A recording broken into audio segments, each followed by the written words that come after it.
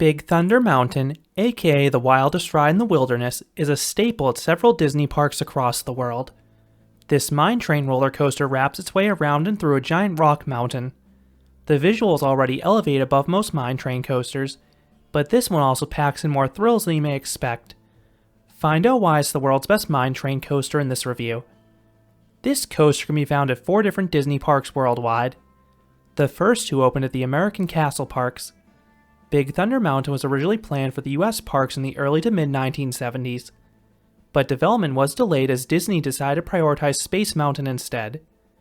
But this had the advantage of allowing Big Thunder Mountain to use computer-aided design to make the layout. That's part of the reason it rides smoother than the mine trains that came before it. Disneyland's Big Thunder Mountain opened in 1979. Just 1 year later, the version in Florida opened at the Magic Kingdom. These 2 versions were built by Aerodynamics. In 1987, the Tokyo version opened. And then in 1992, the final version opened at Disneyland Paris. The later 2 versions were both designed by Vekoma, who has become the manufacturer of choice for Disney's coasters over the past 3 decades. All 4 versions are located in the Frontierland sections of their respective parks. Each features a giant rock mountain inspired by those in the American Southwest. Disneyland's is officially styled after Bryce Canyon, while the other 3 are inspired by the buttes in Monument Valley. Then the shade varies park to park as well on the color of the mountains. All versions are extremely picturesque and beautiful, especially when you hear those whistles as you're looking out over the water. All 4 are at least partially bordered by water. The one in Paris is interestingly located on its own island, which makes it even more stunning from both an on and off-ride perspective. Big Thunder Mountain has a full backstory, but it's not explicitly dictated to guests in the queue line. Gold was discovered on Big Thunder Mountain, leading to settlers creating mine trains to run through the caverns to collect the ore. However, this mountain was a sacred spot to natives and cursed.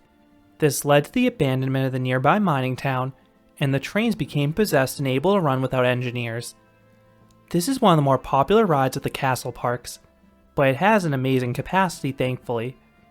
Each version has 5 trains, and several be on the course at once, and stacking is very rare. Plus, here's a fun fact about the Florida one that I learned from an El Toro Ryan Problematic Coasters video, which if you haven't seen, go check that out. The transfer track for the Florida one is located across the Walt Disney World Railroad. It's probably the weirdest and most asinine location for storage tracks of any coaster. That's because of its distance, and the fact you need to close an entirely separate ride just to transfer a train on or off. Everything comes with guests, including bags, so you don't need to waste time heading to loose article bins. Then you have simple restraints that can be checked quite quickly by cast members. Each train is comprised of 5 cars, and each car is 3 rows. Most people ride alone or in pairs, but it is possible to fit up to 3 riders per row because there are no seat dividers and just a single shared restraint.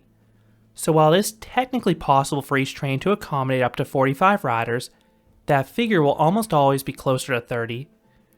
Wait times for this attraction vary park to park. This is the most popular ride at all of Disneyland Paris, and routinely sports an hour wait there. I would recommend rope dropping or finishing with Big Thunder at the Paris park. The line will move fastest during these times. If you want to ride as a group midday, it may be worthwhile investing in Premier Access Skip the Line Pass for 12 to 13 euros. This one also is a single rider line that could be a huge time saver, if you don't mind splitting up. The ride is popular at the other 3 parks, but it isn't the premier coaster like it is in Paris. It can get a long line, but it typically will never have the longest wait in the entire park. Therefore, it's still a smart one hit early or late in the day. I especially recommend the latter because it is an amazing night ride winding around those caves. Then if lines are problematic, these parks also offer paid skip-the-line options like Paris. All 4 versions feature a dual load platform. The station is open on the California one, but enclosed on the other 3. At the end of the queue, you are assigned a row, but if you ask nicely, the staff members are typically happy to honor seating requests. My go-to seat on this one is the back. That is the wildest seat by far for airtime and laterals, and those sensations are enhanced by the restraints. That lap bar is fairly loose, allowing you to pop a few inches off your seat. Then the lack of seat dividers will have you sliding side to side on some of the turns. All 4 versions have very similar layouts, but this review will cover the similarities and differences between all of them. All of them have great visuals.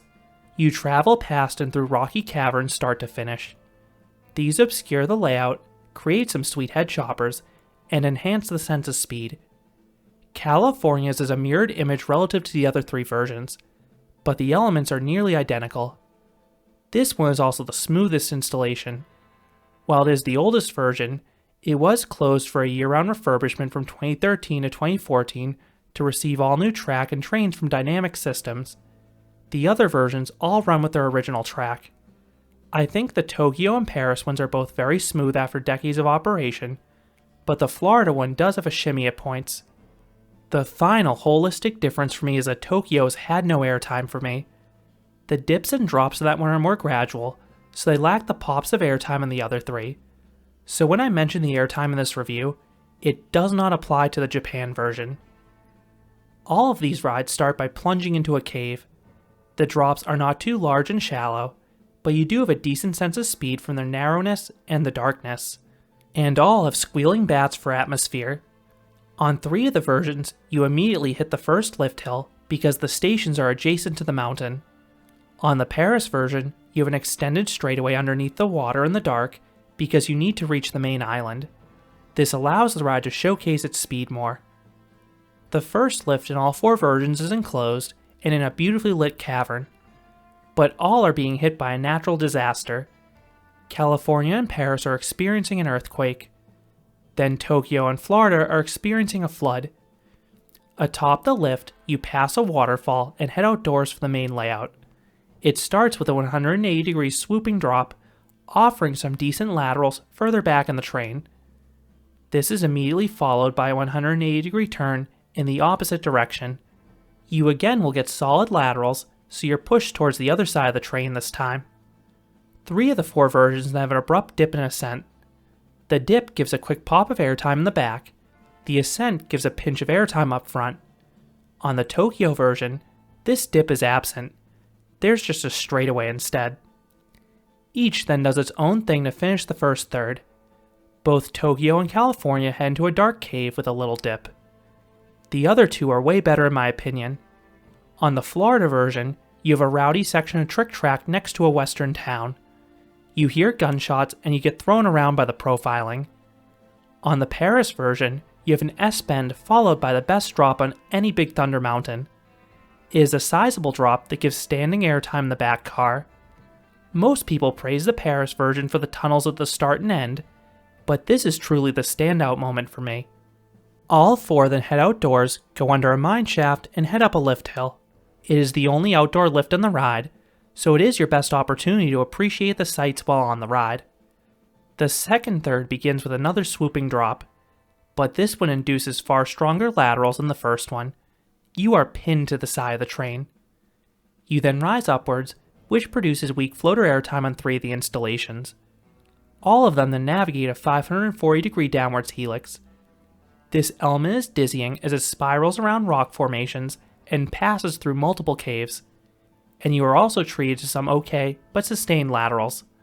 All 4 of them then hop upwards and sharply dip down into a cave. Those up front get an okay pop of airtime going up.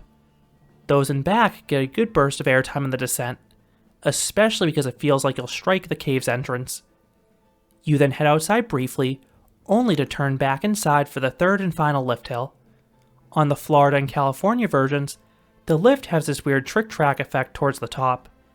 You don't get that on the international versions. All of them have audio effects, but the visual effects vary ride to ride. Tokyo and Florida have some nice lighting, Paris has some great projection mapping, but California's reigns supreme. That one has the projection mapping of Paris, plus dynamite exploding that launches a plume of fog into your face. The next part begins with a small dip downwards. You then gently rise upwards. Neither has any force. You then emerge outdoors and navigate a swooping drop with some weak laterals. You then turn into a cave. The finale varies ride to ride. On the US versions, you have a mild turn in the dark, followed by a straightaway. Then you have one last swooping drop. There's a splashdown effect as you pass some bones, then you rise up into the final breaks. And on the Disneyland one, you pass some nice western facades here. On the Tokyo version, you have an extended tunnel filled with bats. It's a nice little surprise and accentuates the speed. You then head outdoors for one last drop past a water splash. Then you hit the brakes there. The Paris version has the best finale by far. The cave leads to a long shallow drop that goes underwater. You then have an extended straightaway back towards the loading area. This one has the greatest top speed at 40 miles per hour or 65 kilometers per hour, but it feels even faster when you're in the dark holding the speed for as long as it does. You then climb upwards, aided by a chain lift, and hit the final brakes. The 2 tunnels on the Paris one to start and end the ride add roughly an extra 1,000 feet to the experience. This is the longest version with 3,953 feet, or 1,205 meters of track.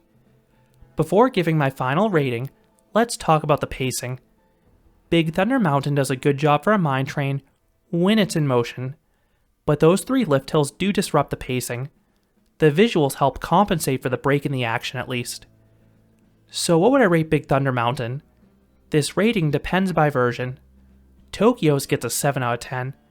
It has the same great visuals and laterals as the others, but it lacks the airtime. Both US versions get an 8 out of 10. They do everything Tokyo does well, but they each have a handful of airtime moments, particularly if you're in that back car.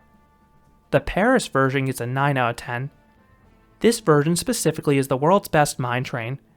You have a cooler setting on the water, those 2 extended tunnels to show the speed, and the best overall drop, plus all the other things the US versions do well. Big Thunder Mountain is a Disney staple, and there's a reason it has stood the test of time. So those are my thoughts on all 4 versions of Big Thunder Mountain, the mine train coaster at the Disney parks. How do you think these coasters compare to the other mine trains out there? Which version do you like best? Let me know down in the comments. If you enjoyed this review, I would appreciate it if you gave this video a like, and you considered subscribing, because there'll be a lot more roller coaster and amusement park videos here at Canopy Coaster. Thanks for watching.